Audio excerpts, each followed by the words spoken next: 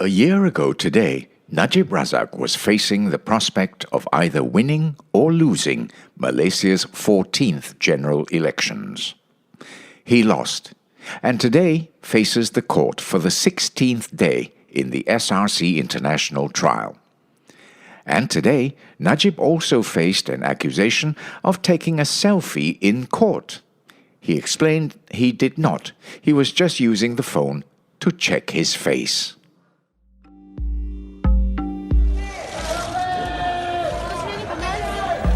Aras 5.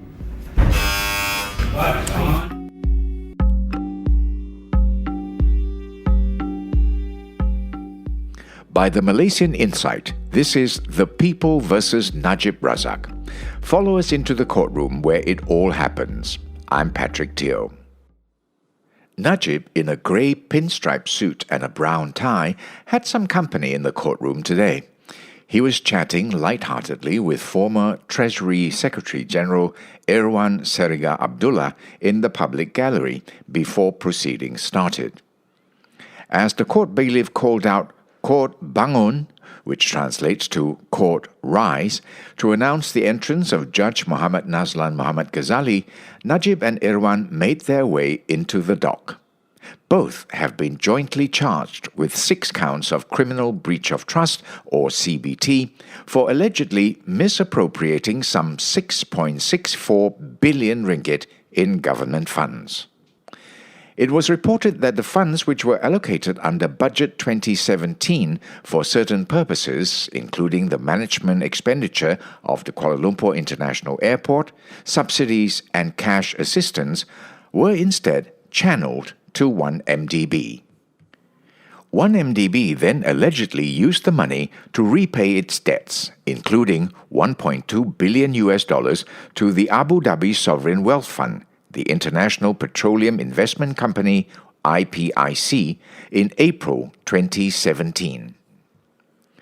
Judge Nazlan fixed December 2019 to February 2020 to hear the IPIC trial. Irwan, his lawyers, and the prosecuting team exited the courtroom, leaving Najib alone in the dock once more.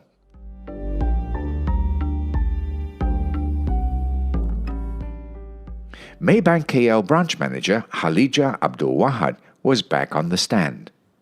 Yesterday, Halija spoke about 3 companies which all sounded like developers. They were previously reported to be subsidiaries of Putrajaya Perdana Sdn Bhd, which had once belonged to Najib's friend Low Teck Jo. Putrajaya Perdana was believed to have been sold in 2008 to UBG Berhad, which is linked to former Sarawak Chief Minister Taib Mahmud, and was later acquired by Petro Saudi International Limited in Seychelles. Back to the 3 companies. Their names are pretty confusing, so to make this more digestible, we're calling Putra Perdana Construction as PPC, Putra Perdana Development as PPD, and the third company, Permai Binaraya, as Permai. Halija said that money was transferred in a total of 10 transactions between the 3 companies, SRC, and Najib's personal and bank accounts from July 2014 to January 2015. For more on what Halija said, go back to yesterday's episode. We recommend that you listen to this podcast in chronological order for it to make sense. Now, Yvonne will tell you more about the testimony given today by Halija and the witness that came after her, Noor Lina Mahmud, who looks after Rentas transactions at Maybank. Halija confirmed that Putrajaya Perdana's managing director, Rosman Abdullah, and former director, Jerome Lee Tak Lung, were both signatories and directors of Permai and PPC. This made it easier for them to move money between the companies. The transactions between the 2 companies between July 2014 and January 2015 was authorized by them and was done by way of instruction letters and checks. Shafi'i suggested that perhaps the check issuer intended to cover up the source of funds from the payee. Halija agreed and was excused soon after that. Nurlina basically confirmed Halija's testimony. She verified electronic transaction records that showed money movements between PPC, Permai, SRC, and Najib's accounts. Through all this, Najib, who sat at the corner of his 11 by 3.5 foot dock, was visibly reading his book Winners and How They Succeed by Alastair Campbell. The author was former British Prime Minister Tony Blair's chief spokesman and campaign director. After Nurlina's testimony, the court took a break.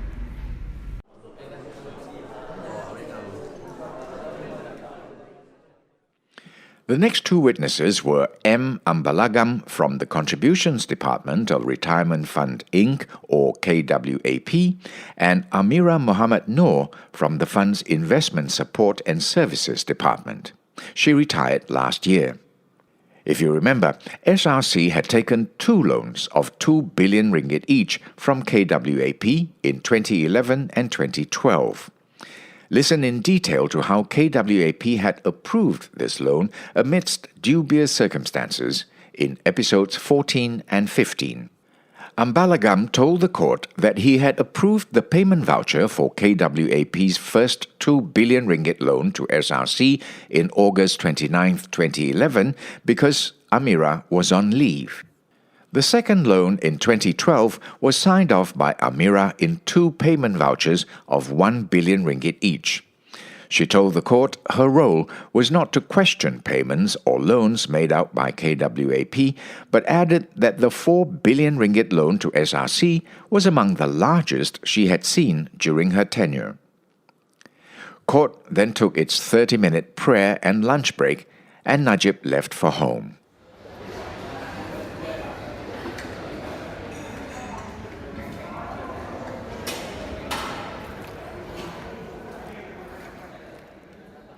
When trial resumed, prosecutor V. Sitambaram brought up reports claiming Najib had been taking selfies during court proceedings, which went viral on WhatsApp. Najib's lead counsel, Shafi Abdullah, objected fiercely.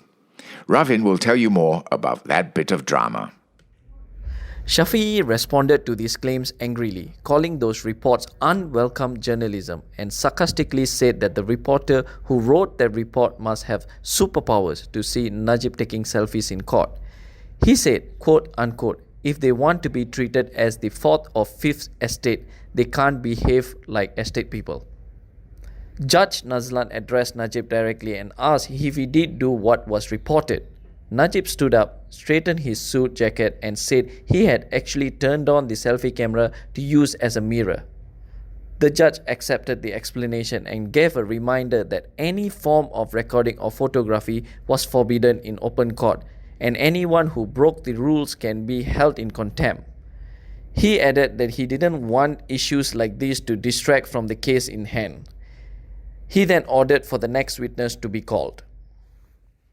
The next witness was also from KWAP.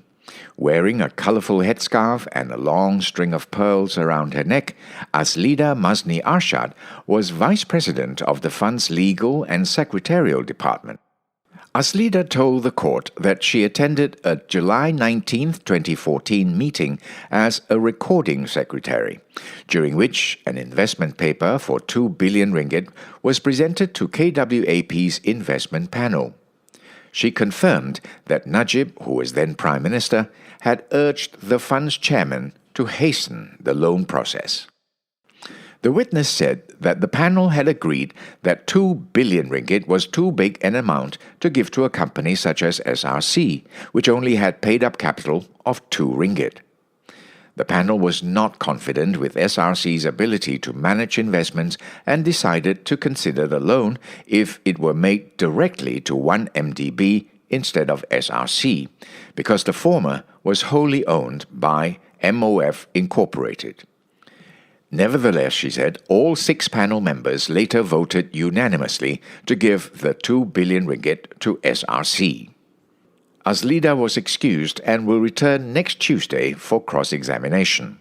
Starting next week, SRC proceedings will take over the 1MDB trial dates and continue into June.